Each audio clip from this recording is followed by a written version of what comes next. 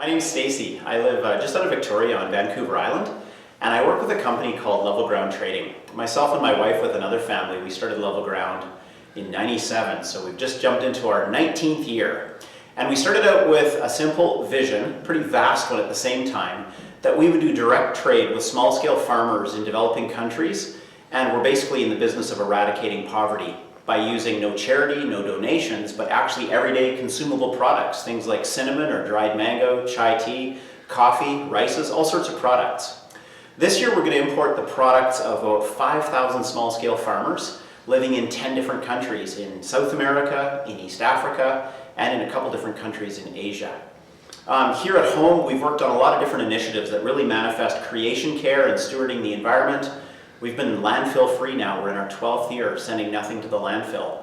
We compost all that waste, and in terms of volume, we're moving several million pounds of product through our facility every year. So while we're gaining volumes because more customers are supporting our business model, we're making sure nothing goes to landfill. We pay our staff to cycle to work, to carpool, or take the bus. This year we just launched a coffee package that's made in Canada, and it's 100% compostable. More than half the ingredients are from FSC certified wood pulp.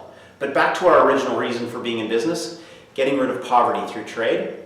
Our first business partnership was in Colombia, and we still trade in a lot of different products coming out of Colombia and South America.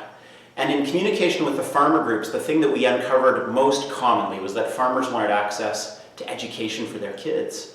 Well, we've had the privilege now of being at it for, like I say, we're in our 19th year, a long enough time to see the impact over the long haul of change in people's lives. So students that came into programs that our coffee purchases were funding back when we got going have now transformed their lives. Students that would have been kind of topping out in local school in grade 6 or grade 7 because their parents didn't have money for school, they were able to get scholarships to education, and I've been able to recently visit these students in October and in November down in South America. And 3 of the students really stand out, and I've got a great picture to share with you of them.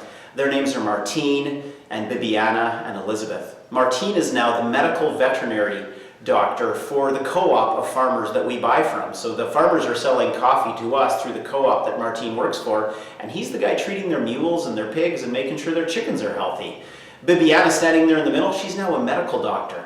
Her parents are peasants. They've never owned land. They pick coffee for other farms that are far bigger than they would ever be able to afford, but their daughter's been able to become a medical doctor. And Elizabeth, just in January now, just this month, she's graduated as an agricultural engineer.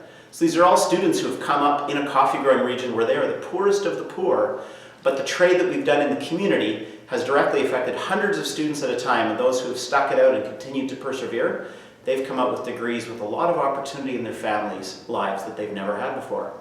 So that's one way that we've tried at Level Ground to model everyday business that is life-changing and eliminates poverty.